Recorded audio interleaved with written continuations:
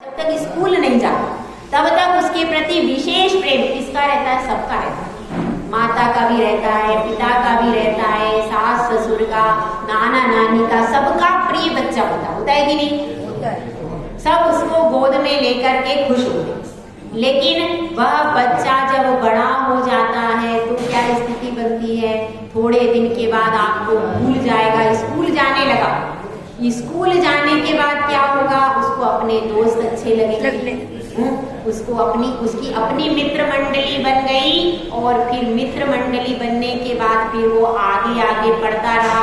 Further study के लिए कहाँ जाता जाता है? विदेश में चला जाता है। उसके बाद आप बैठते रहो, फिर आपका कोई औचित्य है उस बच्चे के लिए? नहीं। फिर उसके बाद फिर यदि उसकी इच्छा हुई तो आपके हिसाब से शादी वादी कर लेगा, अगर आपने कंट्रोल अच्छा रखा होगा तो। अगर आपने कंट्रोलिंग अच्छा होगा, आपकी उसके साथ में क्या होगी? बॉन्डिंग अच्छी होगी। आप उसके फ्रेंड बन के रहे होंगे तो अपने मन की सारी आपसे उबल देगा और आपके हिसाब से ही फिर वो चलेगा। लेकिन अगर आपकी बॉन्डिंग बीच में टूट गई तो फिर वो कहाँ किससे विवाह कर ले, किसके साथ में सेटल हो जाए और आपके पास फिर आए कि नहीं आए। वो बैठा है वहां विदेश में और हम यहाँ बैठे, और हम बीमार हो जाएं, गिर जाएं तो क्या वह सिडनी से, लंदन से, अमेरिका से तुरंत आ जाएगा? क्या नहीं आएगा? नहीं आएगा। अगर आपकी मृत्यु भी हो जाती है तो भी वह तुरंत नहीं आएगा। 2 दिन आपको रखा जाएगा उसके लिए आने की। तो पुत्र का क्या औचित्य है कि वह जन्म लेता है, जन्म से लेकर के हर समय माता पिता उसको बहुत प्रेम करते हैं। माता पिता के प्रेम में कोई अंतर नहीं होता, लेकिन उसके बाद भी वह तुम्हारा होता है क्या? नहीं होता। बाद में वह कहीं किसी के साथ में विवाह हो जाता है और अपने परिवार में ही उसको अच्छा लगता है। आपके साथ में आएगा, 1-2 दिन रुकेगा और अपने बहू बच्चे को लेकर के चला। लड़की होगी तो उसको दामाद ले जाएगा और बेटा होगा तो उसको बहू ले जाएगी। आपके पास में रहा क्या? नहीं रहा। तो इसीलिए कहते हैं यस्यास्ति नेक्यम वपुषापि सार्धम तस्यास्ति किम पुत्र कलत्र मित्रे पृथक कृते चर्मणि रोमरूपा कुतो हि तिष्ठन्ति शरीर मध्ये। सामायिक पाठ में आप लोग पढ़ते हैं कि जब शरीर और रोम छिद्र का ही ऐक्य नहीं है, शरीर अलग है और रोम छिद्र कैसे है? अलग है।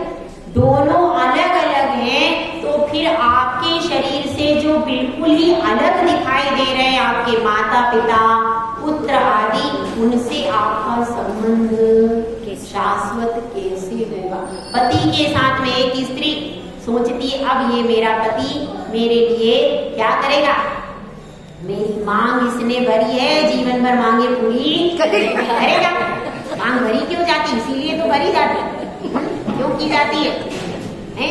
उस समय तो बड़े खुशी खुशी लोग मांग भर देते, लेकिन बाद में पता चलती है कि नहीं? जैसे पहुंचो तैसे ही लिस्ट चालू, ये लेकर के आओ, वो लेकर के आओ, ये लेकर के आओ। एकदम फोन पे, अब तो मोबाइल चल गया तो वहाँ ऑफिस में भी आपके चेन नहीं पड़ता हो। जरा सी कोई हुई डिमांड तो तुरंत फोन आ जाता है, ये चीज लेके आना, ये काम करके आना, ये करके आना, तुरंत पूरी लिस्ट। एक बार मांग आप भरते हो, जीवन भर मांगे पूरी नहीं होती, करते ही रहते हो। और मांग पूरी हुई क्या कभी? नहीं हुई। मांग पूरी कभी भी होती, फिर भी सब कुछ करते हो, उसके बाद भी लास्ट में क्या होता है? लास्ट में यही होता है कि आप ये वस्तु अच्छी नहीं लाए। बाद में शिकायत तो आती है। पूरी नहीं तो थोड़ी बहुत तो होती है कि भाई तुमने इतना कहा था, फिर भी तुमने मैंने जैसी वस्तु कही वैसी तुम नहीं लाए। शिकायत तो रहती। मतलब सब कुछ करने के बाद भी क्या मिलता है? तो क्या होता है इसको समझना। मतलब वह पत्नी भी भरोसे पे आती है, घर को अपना समझती है, पर उसके साथ में भी शिकायतें खत्म नहीं हो पाती। तो ऐसी स्थिति है। और वो कहाँ तक जाती है पत्नी? कमला चलत न पैंड जाए, मरघट तक परिवारा, अपने अपने सुख को रोए पिता पुत्र। कमला मतलब कौन? लक्ष्मी या पत्नी, गृह लक्ष्मी। वह गृह लक्ष्मी कहाँ तक जाएगी? वह सिर्फ देहरी तक जाती है, देहरी के बाहर नहीं जाती है। तो कहाँ तक जाएगी? देहरी तक जाएगी। और मरघट तक आपके परिवार के सदस्य चले जाएंगे, पुरुष लोग। उसके बाद क्या होगा?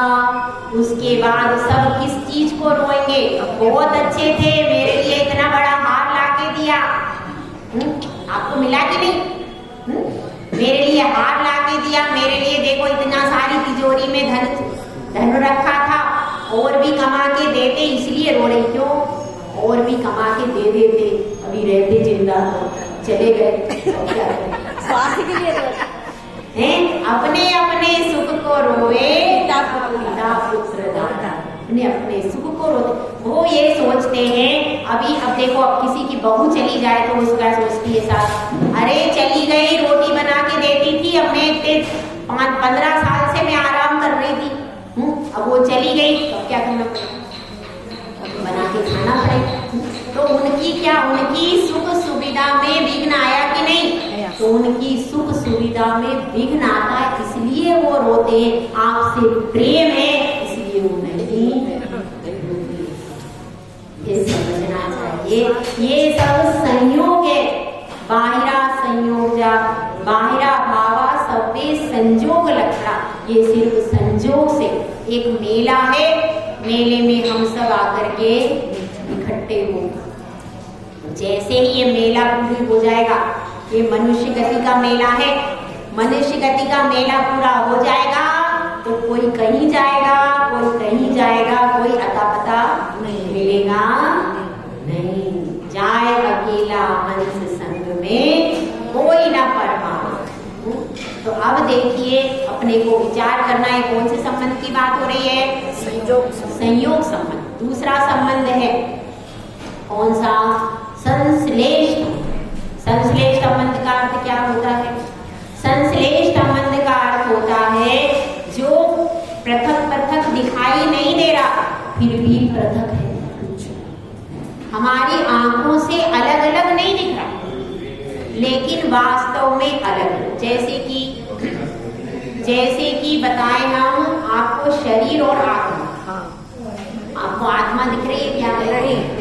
यह तो अंदर शरीर में अंदर बैठी हुई है, वह तो इनविजिबल चीज है, वह तो नजरों से पकड़ में आने वाली चीज नहीं है। केवल अनुभव करते हुए कि मैं आत्मा हूँ।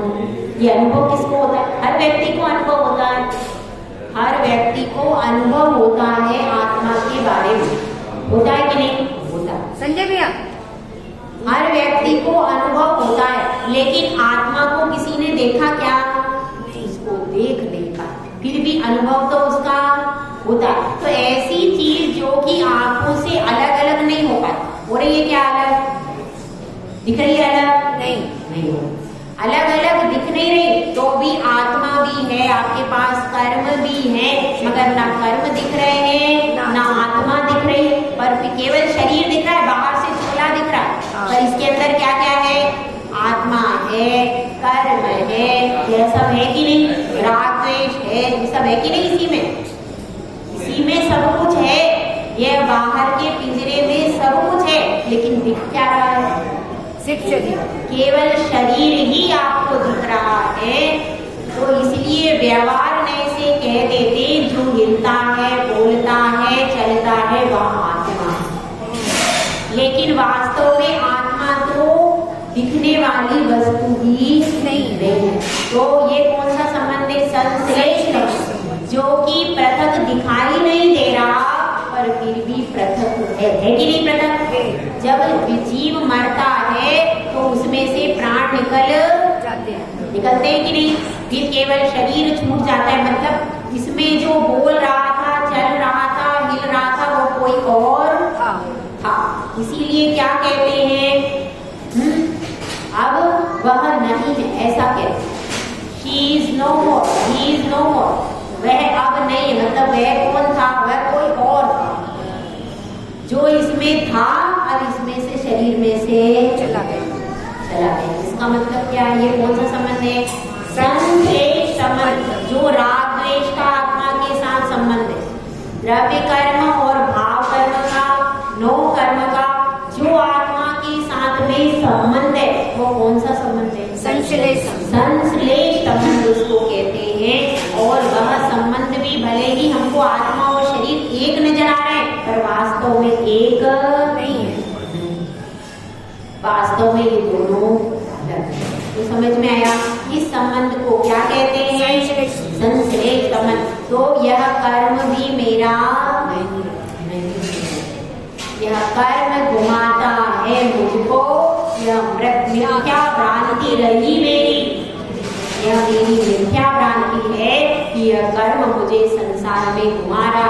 तो वास्तव में यह जो अपन कर्म करते हम स्वयं हैं, हम क्रोध करते हैं, मान करते, मायाचारी करते, यह सारा कार्य हम स्वयं कर रहे हैं। पर करने के बाद भी जो यह विभाव परिणति रूप आप परिणाम बना रहे हो, इनमें से एक भी आपका नहीं है।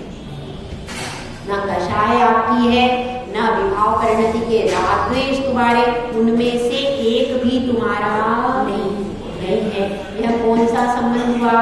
संश्लेष संबंध। मतलब समझ में आ गया? परिवार, मित्रजन, धन आदि संपत्ति और जो अधिक वस्तुएं, ये तो तुम्हारी नहीं हुई, ये हो गया संयोग संबंध। और आत्मा और कर्म का संबंध वो कौन सा हो गया? संश्लेष संबंध। तो वो भी तुम्हारा नहीं है। अब इसके बाद तीसरी बात आती है। तीसरा संबंध कौन सा है? तादात्म्य संबंध। तादात्म्य संबंध मतलब जो वास्तव में तुम्हारा है, यानी कौन सा? आत्मा, तुम्हारा आत्मा का ज्ञान दर्शन। आत्मा के साथ जो ज्ञान दर्शन का संबंध है, वह कौन सा संबंध है? तादात्म्य संबंध। वह तादात्म्य संबंध है, वह हमेशा आत्मा के साथ रहता, कभी भी आत्मा से अलग नहीं होता। इसीलिए अपने को साधना किसके लिए करना? आत्मा उस तादात्म्य संबंध को प्राप्त करने के लिए अनंत ज्ञान, अनंत दर्शन, अनंत सुख, अनंत वीर्य, उस अनंत चतुष्टय को प्राप्त करने की साधना करनी है। यह जो बाहर के संबंध हैं, इनमें से मेरा कुछ भी नहीं है। देखिए, अपन एक कथानक के माध्यम से आगे बढ़ेंगे। एक दुकान थी, घड़ी की बहुत बड़ी दुकान थी, और उसमें एक रहता था, कौन? सेठ रहता था, उसके पास एक नौकर था। अब एक दिन क्या हुआ, वहां पर एक बहुत सुंदर घड़ी थी। अब बस बहुत सुंदर घड़ी, नौकर ने सफाई की और नौकर से वह घड़ी टूट गई। पुरानी घड़ी थी, मूल्यवान थी। अब वह जब घड़ी टूट गई तो क्या हुआ कि मालिक को बहुत दुख हुआ, बहुत दुख हुआ, और मालिक बड़ा उदास हो गया। अब क्या हुआ, शाम को नौकर आया, नौकर ने क्षमा मांगी कि मालिक मैं नहीं चाहता था, कि मगर गलती से टूट गया। वो नौकर को कुछ कह नहीं पा रहा। क्यों नहीं कह पा रहा? कि पुराना नौकर है, अब जो चीज टूट गई वो तो फिर आ नहीं सकती। अब क्या, उसको डांटने से भी क्या मतलब है? इसलिए वह अंदर ही अंदर घुल के रह गया।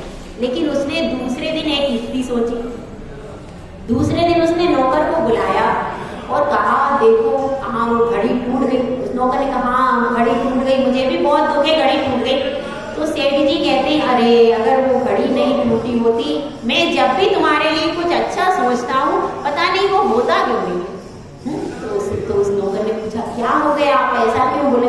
अरे मैंने सोचा था ये घड़ी तुम्हें उपहार में दे दूंगा, और इतने दिन हो गए तुम्हें सेवा करते करते, मैंने सोचा था कि ये घड़ी तुम्हें उपहार में दे दूंगा, लेकिन देखो वो तुम्हारे हाथ से टूट गई।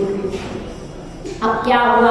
अब उसने कह दिया, अब नौकर घर पे गया, आज वो नहीं आ रही। क्यों? घड़ी अभी है क्या? नहीं है। घड़ी ना उस सेठ के पास है, ना नौकर के पास है, वो कूड़े में पड़ी है, टूट गई बिल्कुल, लेकिन फिर भी क्या है, आज सेठ जी मीठी नींद सो गए। लेकिन नौकर को नींद नहीं आ रही कि अरे मैंने आकाश में ये घड़ी नहीं तोड़ता तो वह घड़ी मिलने वाली उसको नहीं थी। ये भी सेठ जी केवल उसको बहला रहे, मिले देते नहीं, लेकिन उसको विकल्प तो उसके दिमाग में डाल दिया। तो उस दिन नौकर नहीं सो पाया कि भैया अगर घड़ी में नहीं तोड़ता तो मुझे ही मिल जाती। तो इसलिए क्या है, वस्तु नहीं है लेकिन विकल्प उसका अंदर में चल रहा। एक अफीमची था, अफीमची कहाँ चला गया, नदी के किनारे पर चला गया, और नदी के किनारे पर अब वह सोच रहा है, अब देखो रात हो रही है, कोई ऐसा उपाय हो जाए, हे प्रभु कोई ऐसा उपाय करो कि मैं आराम से यहाँ पर सो जाऊं। इतने में ही तंबू तन गए, और उस तंबू की आड़ में वह अफीमची आराम से सो गए। अब सुबह वो तंबू उखाड़े जाने लगे तो अफीमची चिल्लाया, अरे ये प्रभु की कृपा से मुझे मिला है, ये तुम तंबू क्यों ले जाते हो? तो सैनिक कहते हैं, तुम कौन हो? हम तो अपनी इच्छा से आए थे, अपनी इच्छा से जाते हैं। अब अफीमची दुख हो रहा है उसको, क्यों कि अरे वो तंबू उसका था नहीं था, लेकिन हम भी ऐसा ही सोचते हैं, ये घर किसका है? किसका है? आपका है? घर हमारा है और सारी चीजें हमारी है, यह विकल्प हमारे मन में है। जब तक आप त्याग नहीं करोगे, त्याग करने के बाद भी विकल्प का भी त्याग करना पड़ता है, तो यह अंतरंग से हमारे मन में भावना दबी हुई छुपी हुई बनी रहे। तो यह अपनी बात चल रही है। तीनों संबंध समझ में आ गए? तो इसमें सिर्फ एक संबंध हमारा है, दो संबंध कैसे हैं? छोड़ने योग्य। और देखिए 4 प्रकार के जीव संसार में होते हैं। पहले प्रकार के जीव कौन से होते हैं, समझने का प्रयास करना। पहले प्रकार के जीव होते हैं मेरा सो मेरा, तेरा भी तेरा, मेरा सो मेरा, तेरा भी मेरा। ऐसे कौन थे? शकुनी ऐसा था कि पांडवों का राज्य भी मुझे मिलना चाहिए। दुर्योधन भी यही कह रहा था, पांडवों को कुछ नहीं देना, पांडवों का भी पूरा राज्य मैं ले लूं। तो क्या हो गया? तेरा भी मेरा और मेरा भी मेरा। यह बात लोग कोर्ट केस करते हैं छोटी छोटी बातों पर। जरा सा बंटवारा हो जाए भाई में, किसी के पास ज्यादा वस्तु चली जाए तो पूरा हड़पने की कोशिश करते। भाई में ज्यादातर होता है ऐसा, पूरी वस्तु हड़पना चाहते हैं, दूसरे भाई को कुछ भी नहीं देना चाहते। तो ऐसी प्रवृत्ति कैसी होगी? मेरा तो मेरा, तेरा भी मेरा। ऐसी प्रवृत्ति के होते हैं। और किस प्रकार के होते हैं? मेरा तो मेरा और तेरा सो तेरा। ऐसी प्रवृत्ति के भी लोग होते हैं। उनसे मेरा तो मेरा है, लेकिन तेरा किसका है? तेरा।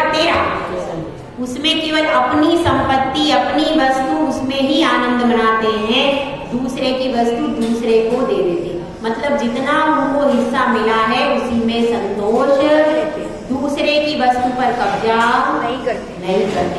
ऐसे भी लोग संसार में होते कि नहीं होते। उसके बाद तीसरे नंबर के लोग होते, कौन से होते हैं? मेरा सो तेरा, तेरा भी तेरा। ऐसे कौन होते हैं? ऐसे वो लोग होते हैं जो कि संपत्ति तो कमाते हैं लेकिन अपने परिवार को सब दे देते, कि मेरा भी जो आप कमा रहे हो अपनी संपत्ति, क्या करोगे बाद में? अपने बेटे बहुओं को दे दोगे कि नहीं?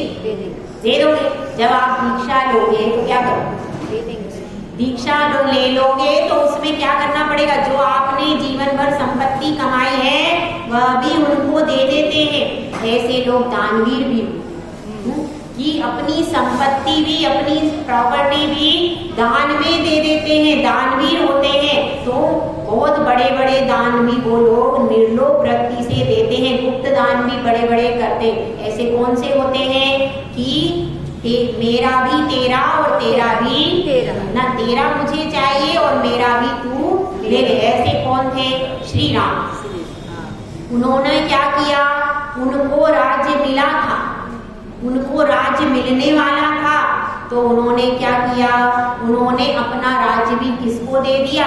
भरत को, कि मेरा तेरा भी तेरा है, मेरा राज्य भी तेरा है। तो ऐसे हो गए। अब इसके बाद एक चौथे प्रकार के लोग होते, ना मेरा ना तेरा दुनिया रैन बसेरा, वो साधु होते, उनके पास कुछ नहीं होता और वो ये संदेश देते हैं कि मेरा ना तेरा, ये दुनिया तो रैन बसेरा है, आज यहाँ पर रात गुजारेंगे और सुबह उड़ जाएंगे। तो ऐसे संदेश देने वाले 4 प्रकार के जीव इस संसार में होते हैं। तो अपने को यह समझना है। उत्तम आकिंचन्य धर्म की यहाँ पर बात चल रही है। एक छोटी सी कहानी राजा भोज के संबंध में सुना करके मैं विराम दूंगी। राजा भोज जो थे वह अपनी सभा में विराजमान थे और वो बहुत बड़े कवि थे। अब उन्होंने 3 चरण की रचना कर ली, लेकिन चौथा चरण नहीं बन पाया। बड़े परेशान हो गए। उन्होंने पहले चरण में लिखा, मेरे पास इतनी अत्यंत सुंदर रानियां हैं। दूसरे चरण में लिखा, मेरे पास अथाह धन संपत्ति है। तीसरे चरण में लिखा, मेरे पास बहुत अच्छे कुशल घोड़े और हाथी हैं। चौथा चरण नहीं बन पाया। बड़े परेशान हुए। उस दिन एक चोर चोरी करने के लिए आया। चोर भी कवि था। अब वो बार बार 3 छंद दोहरा रहा और कवि तो रुक ही नहीं सकता। कवि बड़ा परेशान हुआ। चोर भी अच्छा कवि था।